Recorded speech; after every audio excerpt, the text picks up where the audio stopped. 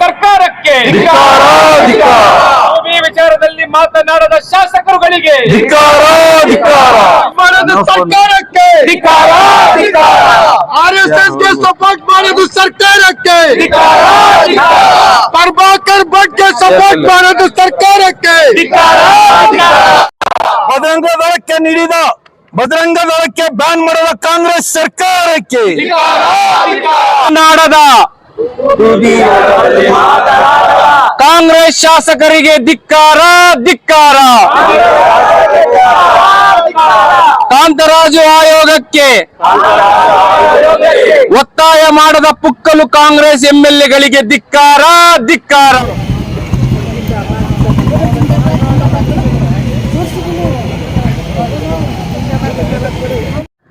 आंख पर पानी या तेल छिड़ककर जलाने की धमकी देकर उन्हें वहां से खींच कर लाकर जो है उन्हें इलेक्शन में कंटेस्ट कराया गया। जो लोग काम करना नहीं चाहते, जो लोगों की खिदमत करना नहीं चाहते, अगर उन्हें अवाम घर से बाहर खींच कर लाकर उन्हें भरपूर वोट देकर जिताएंगे तो यही हालात देखने को मिलेंगे। हम इन्हें पूरे तरीके से बेकसूर नहीं ठहरा रहे हैं। हाँ, ये भी एमएलए भी इख्तिदार में जो है मिनिस्टर है कसूरवार है, लेकिन सबसे बड़े कसूरवार अवाम जब 5 साल में एक बार उन्हें वोट देकर ही चुन लेती है तो गलती अवाम की है। तो आने वाले इंतखाबात के दौरान अभी कारपोरेशन है, एमपी इलेक्शन है, ग्राम पंचायत, जिला पंचायत, बहुत से इलेक्शन है। अरे तब तो होश में आओ। कल्लड़ का प्रभाकर भट्ट खुलेआम एक मस्जिद के सामने उसे तोड़ने की धमकी देता है, मुस्लिम औरतों की इज्जत को नीलाम करता है, बुजुर्गों को और नौजवानों को धमकी देता है। इसके खिलाफ पूरे रियासत में मैं पुलिस को पूछना चाहता हूं, आपकी जिम्मेदारी जो आपने खस्मे वादे किए थे आपकी नौकरी कर जमने के टाइम पर जो आपने कसम खाई थी कि कोई भी डिस्क्रिमिनेशन नहीं करने के बिना ತಾರತಮ್ಯ ಇಲ್ಲದೆ ನಿಷ್ಪಕ್ಷವಾಗಿ ನೀವು ನಿಮ್ಮ ಸೇವೆಯನ್ನು ಸಲ್ಲಿಸ್ತೀರಾ ಅಂತ ನೀವು ನಿಮ್ಮ ಅಧಿಕಾರಕ್ಕೆ ಬರುವಾಗ ನೀವು ಶಪಥ ಗ್ರಹಣ ಮಾಡಿದ್ರಿ। ಎಲ್ಲಿದೆ ಆ ಶಪಥ? ಇವತ್ತು ಪುನೀತ್ ಕೆರೆಹಳ್ಳಿ, ಪ್ರಮೋದ್ ಮುತಾಲಿಕ್, ಕಲ್ಲಡ್ಕ ಪ್ರಭಾಕರ್ ಇಂತಹ ದೇಶದ್ರೋಹಿಗಳು, ಭಯೋತ್ಪಾದಕರು ಬಹಿರಂಗವಾಗಿ ಈ ನಮ್ಮ ಸುಖ ಶಾಂತಿಯ ತೋಟದಲ್ಲಿ ವಿಷ ಬೀಜವನ್ನು ಬಿತ್ತಿ ಪ್ರಚೋದನಕಾರಿ ಭಾಷಣವನ್ನು ಬಹಿರಂಗವಾಗಿ ಹೇಳ್ತಾರೆ। ಅವರ ವಿರುದ್ಧ ಇಡೀ ರಾಜ್ಯದಲ್ಲಿ ಹಲವಾರು ಕಡೆ 40 ಕಡೆ ನಾವೇ ಅವ್ರ ಮೇಲೆ ಕಂಪ್ಲೇಂಟ್ ದರ್ಜ್ ಮಾಡಿದೀವಿ। ಪ್ರಗತಿಪರರು ಎಲ್ಲ ಜಾತಿಯವರು ಬಂದು ಅವರ ವಿರುದ್ಧ ಹೋರಾಟ ಮಾಡಿದ್ರು, ಪ್ರತಿಭಟನೆ ಮಾಡಿದ್ರು, ಅವ್ರಿಗೆ ಅರೆಸ್ಟ್ ಮಾಡಿಲ್ಲ, ಅವ್ರಿಗೆ ಕರೆದಿ ರೌಡಿ ಶೀಟ್ ಗೂಂಡಾ ಶೀಟ್ ಓಪನ್ ಮಾಡ್ತೀನಿ ಅಂತ ಹೇಳಿಲ್ಲ, ಅವ್ರಿಗೆ ಯಾವ ಕೌನ್ಸಿಲಿಂಗ್ ಆಗಿಲ್ಲ। वही हमारे एक बुजुर्गान दीन, आलिम दीन अपने जज्बात को बयान करे। आज जो सोते हुए एमएलए और सरकार के खिलाफ आवाज उठाई, एक वीडियो बनाया। हाँ, जज्बात में कुछ ज्यादा कह गए, लेकिन इतना भी नहीं कहे कि उनके खिलाफ रौडी शीट ओपन किया जाए। हम धिक्कार करते हैं ऐसी सरकार पर जो पुलिस को और मिशनरी को, गवर्नमेंट मिशनरीज को इस्तेमाल करे अपोजिशन पार्टी को दबाने के लिए। हजारों ऐसे मामले दिखाऊंगा जहां हमारे खिलाफ एफआईआर दर्ज होंगे। लेकिन जो प्रमोद मुतालिक और कल्लड़ का प्रभाकर भट्ट जो खुलेआम इंतशार करते हैं, मजहबी नफरत बढ़ाते हैं, उनके खिलाफ कोई भी एक्शन नहीं लिया गया। 2B रिजर्वेशन का वादा कर जो कांग्रेस इख्तिदार में आई थी है, मुसलमानों के वोट के बिना यह हरगिज नहीं आ सकती थी। 90 लाख मुस्लिम्स, 50 पर 5 लाख वोट हमने पोल किए हैं। हमें वादा किया गया था कि जो हमारा हक था, जो हमारे नौजवान बच्चे बच्चियां जो पढ़ाई लिखाई करने जाते हैं वहां पर 4% रिजर्वेशन था, जिसकी बदौलत उन्हें मेडिकल में, इंजीनियरिंग में और अच्छे सीट्स मिलते थे। आज हमें मिल रहे हैं क्या? और सरकारी मुलाजिमत करने के लिए 4% रिजर्वेशन था, अगर कहीं सरकारी ऑफिस में 100 लोगों के लिए नौकरी की खाली है तो 4 मुसलमानों के रिजर्व सीट्स थे, 4 लोगों को देना ही था। आज कहां है? देखिए पीछे के गलियों में जाके देखिए, बहुत से लोगों तक खाने को खाना नहीं है। स्कूल का माफिया चल रहा है, गवर्नमेंट स्कूल्स बंद हो रहे हैं, प्राइवेट स्कूल्स के एडमिशन के बोझ के तले आज लोग परेशान हैं, खासदार हैं। अरे कई लोगों तो आत्महत्या कर लिया है, खुदकुशी कर रहे हैं, अपने बच्चों का गला घोट कर उन्हें मारकर खुद मर रहे हैं। आज गुजारिश नहीं कर रहा हूं, मैं आपको ललकार रहा हूं, पुकार रहा हूं, आवाज दे रहा हूं कि इस मुल्क के हालात बदलने हैं, हिंदू मुसलमान में इत्तेहाद और अमन आना है, तरक्की आना है। हमारे छोटे मासूम बच्चे अगर अच्छी जिंदगी जीना है तो उठो, रातों की नींद को हराम करो और इस मूवमेंट में आगे बढ़कर इस पार्टी को इख्तियार में लाओ। इंशाअल्लाह इस मुल्क के हालात बदलेंगे। अस्सलाम वालेकुम वरहमतुल्लाहि वबरकातुहू। सौदा है ज़मीरों का, हर काम तिजारत है। सौदा है ज़मीरों का, हर काम तिजारत है। चुप हूं तो कयामत है, बोलूं तो बगावत है। मेरे मोहतरम बुजुर्गों, अजीज दोस्तों और पर्दा नशीन खवातीन, जैसा कि आप सब जानते हैं कि आज हमारा यहाँ पर जमा होने का मकसद हमारे जो कर्नाटक के अंदर मुस्लिम नुमाइंदे जो एमएलए की शक्ल में चुनकर भेजे गए थे, उनको पूरे कर्नाटक की जानिब से इसलिए भेजा गया था कि हमारे हलकों के अंदर जो परेशानियां हैं, हमारे हलकों के अंदर जो फैसिलिटीज नहीं है, हमारे हलकों के अंदर बेहतरीन हॉस्पिटल कायम कर सके, हमारे हलकों के अंदर बेहतरीन जो है एजुकेशन और तालीम के जो है मराकज कायम कर सके, हमारे हलकों के अंदर बेहतरीन पार्क कायम कर सके, हमारे हलकों के अंदर तरक्कियात के काम कर सके। इसलिए पूरे कर्नाटक के मुसलमानों ने कम पेश 9 एमएलओ को, 9 जो है नुमाइंदों को हमारी नुमाइंदगी करने के लिए, पूरे कर्नाटक के मुसलमानों की तरफ से नुमाइंदगी करने के लिए मेंबर ऑफ लोकसभा असेंबली के अंदर भेजा था। लेकिन हमें क्या पता था कि ये जो हमारे नुमाइंदे हैं, जिन पर भरोसा कर अपना कीमती वोट देकर 5 साल के लिए जिनको हमने अपना जो है रहबर बनकर भेजा था, वो जो है कांग्रेस के गुलाम बनकर रह जाएंगे। हमने तो इन्हें इसलिए भेजा था कि हमारे हुकूक की वहां पर आवाज उठाए, लेकिन ये कांग्रेस के गुलाम बनकर, खामोश तमाशाई बनकर जो है बैठे हुए हैं। आपने देखा होगा कि क्या क्या जो है मरहले हमारे ऊपर गुजर रहे हैं। कभी जो है कन्नड़ का प्रभाकर भट्ट जैसे दहशतगर्द हमारी मुस्लिम माँ बहनों के ताल्लुक से बोलते हैं, और कभी हिजाब के ताल्लुक से पाबंदी लगती है, और कभी 2B रिजर्वेशन के ताल्लुक से पाबंदी लगती है। लेकिन ये हमारे नुमाइंदे जो मुस्लिम नुमाइंदे हैं, इनको किस लिए भेजा गया था कि खामोश आप जो है अपने घरों के अंदर आराम से रहें? क्या इसलिए हमने भेजा था?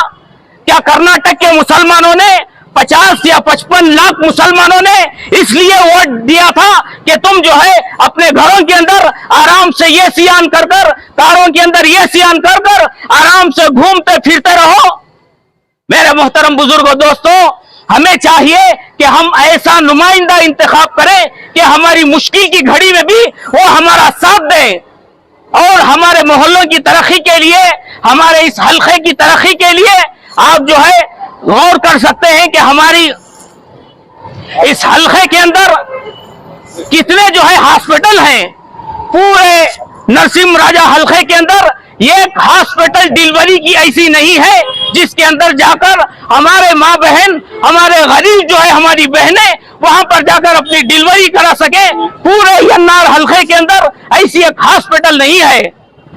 और इसी तरीके से पूरे नरसिंह राजा हल्के के अंदर हमारे गरीब मुसलमान बच्चों के लिए एक बेहतरीन कॉलेज नहीं है, एक बेहतरीन स्कूल जो है हमारे मोहल्लों के अंदर, हमारे इस हल्के के अंदर नहीं है। और इससे बढ़कर ये कि आज तक हमारे यहाँ के एमएलए ने हमारी माँ बहनों के ताल्लुक से जो दहशतगर्द श्रीरंगपट्टन के अंदर आकर हमारी माँ बहनों के खिलाफ जो बोल कर गया था इसके ताल्लुक से जुबान खोलने के लिए तैयार नहीं है। क्या इसीलिए हमने इनको इंतखाब करके भेजा था? तो मेरे मोहतरम बुजुर्गों, दोस्तों, हमें चाहिए हम जो है आइंदा ऐसे नुमाइंदों को इंतखाब करें कि हमारे मसाइल वहां पर जाकर विधानसभा के अंदर उठाएं और हल्के की तरक्की के लिए काम करें। करने के काम छोड़कर नहीं करने के काम जो है कर लेकर हमारे एमएलए फिर रहे हैं। और इनके लिए अगर कुछ कहा जाए, ये जो गलत कर रहे हैं वो गलत नहीं है, इनके बारे में जो बोलते हैं वो गलत है। कि मौलाना को क्या जरूरत है, इनको जो है नमाज पढ़कर मस्जिद में आराम से घर में जाकर रहना था। इनको जो है क्या जरूरत है इन सब झमेलों में पड़ने की, इनको क्या जरूरत है इन सब मामलों में पड़ने की। हम कह रहे हैं ये पाखाना है, ये गंदी चीज है, इसको खाना नहीं चाहिए, इसको इस्तेमाल खाने में नहीं करना चाहिए। लेकिन ये जो है इसको समझने के लिए तैयार नहीं है, बल्कि जो है ऐसे लोगों को अपनी नुमाइंदगी करके भेज रहे हैं कि आपने जो है सोशल मीडिया के अंदर देखा होगा, जिन लोगों को पेशाब कर कर पाकी लेना नहीं आता, ऐसे लोग जो है सूरज को जो है चराग दिखा रहे हैं कि हमारे एमएलए ने ऐसे कर दिया, वैसे किया। हजरत टीपू सुल्तान शहीद रहमतुल्लाह अलैह की मिसाल दे रहे हैं। मैं इन तमाम नौजवानों को बता देना चाहता हूं कि हजरत जो है उनकी बुजुर्गी, वो शेर मैसूर और वो बहादुर और वो एक वली, ये तो दूर की बात है। हजरत जिस घोड़े पर बैठते थे उस घोड़े के नीचे जो धूल आती थी उसकी धूल को भी सारे मैसूर वाले नहीं लग सकते। हजरत की जो है यहां तक जो है विलायत है। ऐसे जो है कम इल्म और नाअहल लोग जो है हजरत के साथ उनका जो है जोड़ कर रहे हैं। वक्त कम होने की वजह से मैं जो है अपनी बात को खत्म करता हूँ। वाखिरु दावाना अल्हम्दुलिल्लाहि रब्बिल आलमीन। अस्सलामु अलैकुम वरहमतुल्लाहि वबरकातुहू। आप सभी को भी मालूम है कि आज यहाँ पर ये एहतजाज करने का असल मकसद क्या है बोलकर, जब कर्नाटक के अंदर बीजेपी हुकूमत थी उस वक्त ये 2B रिजर्वेशन को कैंसिल किए थे। तब ये कांग्रेस गवर्नमेंट, कर्नाटक में इनकी गवर्नमेंट आने से पहले हमसे ये वादे किए थे कि जब इस कर्नाटक के अंदर कांग्रेस गवर्नमेंट आएगी तो फौरन हम लोग 2B रिजर्वेशन को लागू करेंगे। आज इनकी हुकूमत आकर 7-8 महीने भी गुजर चुके, लेकिन आज तक इसके ताल्लुक से इतने सारे मुस्लिम एमएलए होने के बावजूद एक आवाज तक नहीं उठाए। सिर्फ यही नहीं, इससे पहले कहीं हमारे हुकूक को हमसे ये लोग छीनते गए हैं। हमारे हिजाब को हमसे छीना गया, हमारे खाने पीने पर पाबंदी लगाई गई, अजान को रोकते गए। आज ये लोग मुस्लिम औरतों की इज्जत के साथ खिलवाड़ कर रहे हैं। इतना भी होने के बावजूद, इतने सारे मुस्लिम एमएलए रहने के बावजूद भी कोई भी इन औरतों के लिए आवाज नहीं उठा रहा है। जो श्रीरंगपट्टना के अंदर कल्लर का प्रभाकर भट्ट ने मुस्लिम औरतों के ताल्लुक से इतनी गंदी बात की थी, तो इसके खिलाफ हम लोगों ने प्रोटेस्ट करने के लिए हमारे विमेन इंडिया के मूवमेंट के लेडीज ने आगे बढ़े, तो उनके ऊपर भी 107 नोटिस को जारी किया इन लोगों ने। मैं अवाम से कहना चाहती हूँ, कब तक आप लोग ऐसे सियासतदानों के पीछे भागते रहेंगे जो हमारी रक्षा नहीं कर सकते, जो हमारे हक के लिए आवाज नहीं उठा सकते? कब तक हम लोग ऐसे लोगों के पीछे भागते रहेंगे?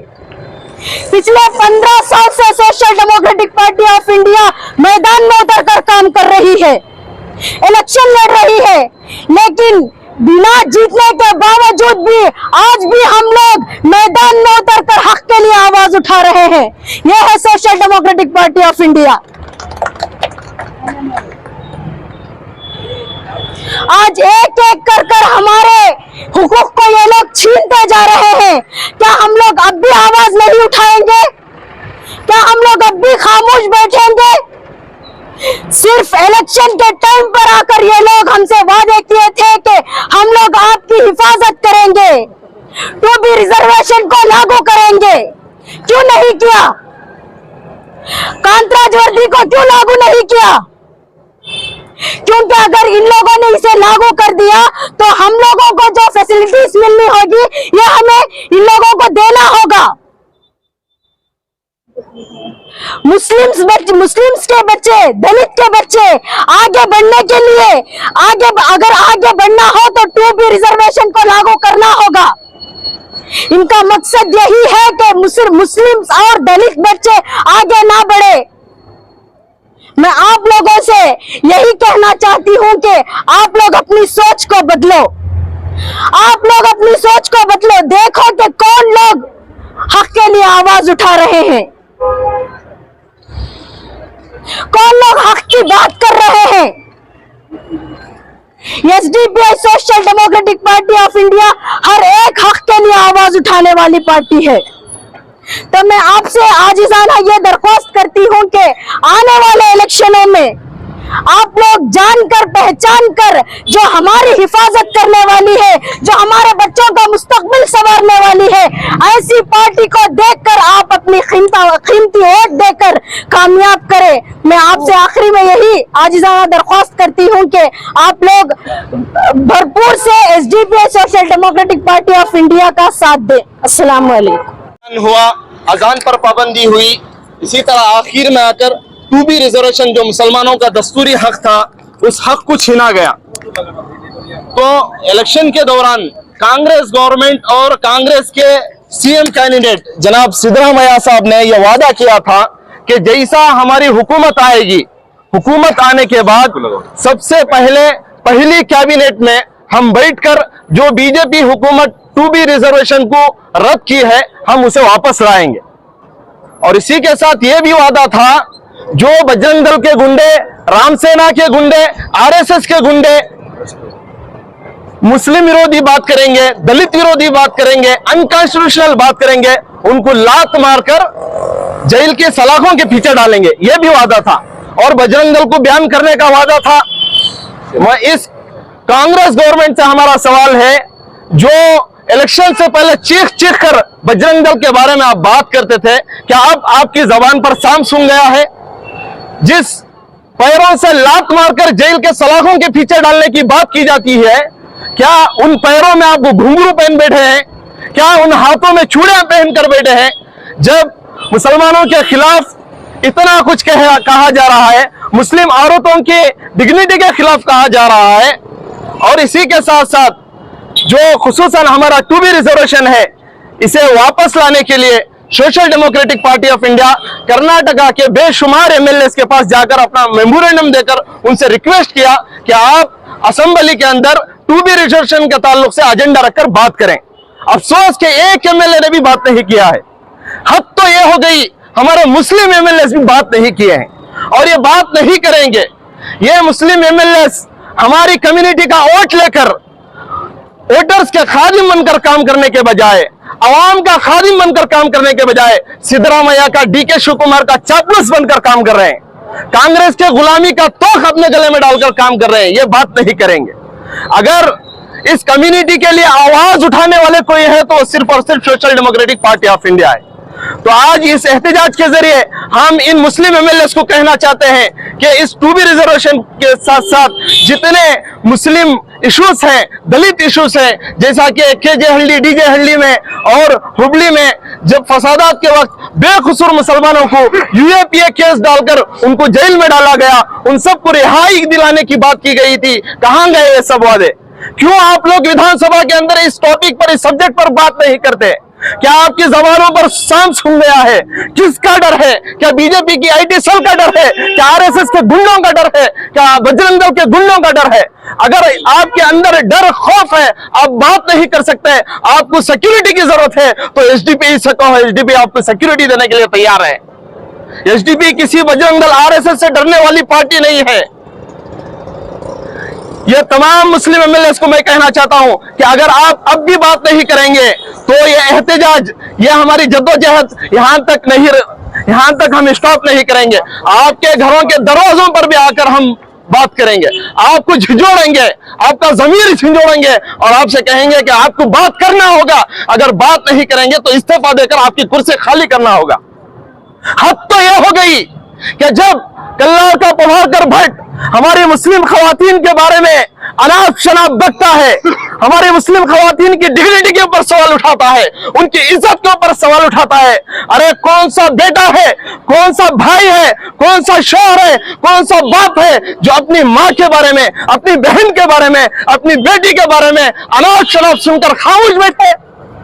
इतने बुज़दिल हो गए हो, इतने बेगैरत हो गए हो, जमीर मर चुका है तुम्हारा, तुम्हारे दिल मुर्दा हो चुके हैं, इतने बेगैरत हैं। अरे नामर्द जिसे कहते हैं, उस नामर्द के अंदर तो भी कुछ मर्दानियत के जरासीम बाकी रहते हैं। ये इससे खतरनाक दयूस निकल गए हमारे मुस्लिम एमएलए। उतने भी मर्दानियत के जरासीम इनके अंदर नहीं है कि अपनी माँ के बारे में, अपनी बहन के बारे में, अपनी बेटी के बारे में अनाप शनाप सुनने के बावजूद भी एक लफ्ज खोलकर बात नहीं करते। पुलिस डिपार्टमेंट के ऊपर दबाव नहीं डालते कि वो कल्लार का प्रभाकर भट्ट को अरेस्ट करें। और Congress government pure secular Siddaramaiah कहते हैं कि हम कल्लार का प्रभाकर भट्ट को अरेस्ट नहीं करेंगे। तो यह सब देखने के बाद हमारे इस कम्युनिटी के जितने माइनॉरिटीज हैं, मुसलमान, दलित, आदिवासी, आने वाले दिनों में जो एमपी इलेक्शन है, इस एमपी इलेक्शन में इनको सबक सिखाना है। ये कांग्रेस के लोग जब एमपी इलेक्शन में हमारे से वोट पूछने आएंगे तो वोट पूछने आने से पहले 2B रिजर्वेशन को वापस करना होगा, वरना एमपी इलेक्शन में हम तुम्हें सबक सिखाएंगे। जितने केजे हल्ली डीजे हल्ली में और जितने हुबली के फसादात में मुस्लिम बेकसूर नौजवानों को यूएपीए डालकर, उनके ऊपर केसेस डालकर जेलों में डाला गया है, उनके केसों को आना होगा और उनको रिहाई देना होगा, वरना एमपी इलेक्शन में हम तुम्हें सबक सिखाएंगे। और बीफ बयान जो बीजेपी पिछली हुकूमत की है वो बयान को हटाना होगा। और हिजाब के ऊपर जो पाबंदी लगी, सिद्धरामैया आते हैं और कहते हैं कि हिजाब के ऊपर से पाबंदी हट गई, फिर दूसरे दिन यू टर्न लेते हैं बीजेपी के आईटी सेल से डरकर। थू है इसी बुज़दिली पर, थू है इसे बेगैरती पर। तो social democratic party of India ये वार्निंग देती है, जितने मुस्लिम एमएलए हैं आने वाले असेंबली में जो बात नहीं करेंगे, हम उनके घरों के पास जाकर ये एहतजाज करेंगे। और ये कांग्रेस गवर्नमेंट के खिलाफ हम लगातार कहते रहेंगे जब तक ये 2B रिजर्वेशन वापस नहीं देंगे, हिजाब पर पाबंदी नहीं हटेगी, हमारे बेखुसूर नौजवानों के ऊपर जो केसेस डाले गए वो केसेस नहीं हटाए जाएंगे, हम अपनी जद्दोजहद बाकी रखेंगे, हम इनके जमीर को झिझोड़ने का काम करते रहेंगे, इनके मुर्दा दिलों को जिंदा करने का काम करते रहेंगे। इतनी बात कहते हुए इस एहतजाज को यहाँ पर खत्म करते हुए हमारे आए हुए तमाम जिम्मेदारान, स्टेट वाइस प्रेसिडेंट जनाब प्रोफेसर पुटनंजा साहब का मैं शुक्रिया अदा करता हूं। इसी के साथ स्टेट कमेटी मेंबर जनाब अमजद खान साहब और डिस्ट्रिक्ट प्रेसिडेंट जनाब रफत साहब, डिस्ट्रिक्ट जनरल सेक्रेटरी जनाब सफी साहब और तमाम डिस्ट्रिक्ट के लीडर्स और ब्लॉक वाइस प्रेसिडेंट सेक्रेटरीज, तमाम कैडर्स और वुमेन इंडिया मूवमेंट के डिस्ट्रिक्ट प्रेसिडेंट सेक्रेटरीज और state committee member, national coordinator Fairozullah Sheikh sahab का भी मैं दिल के गहराइयों से शुक्रिया अदा करता हूं। और मीडिया का भी मैं दिल के गहराइयों से शुक्रिया अदा करता हूं। और पुलिस डिपार्टमेंट का भी मैं शुक्रिया अदा करते हुए यहाँ पर SDTO डिस्ट्रिक्ट प्रेसिडेंट जनाब रफत साहब का भी शुक्रिया अदा करते हुए तमाम यहाँ पर मैं इस बात को खत्म करता हूँ।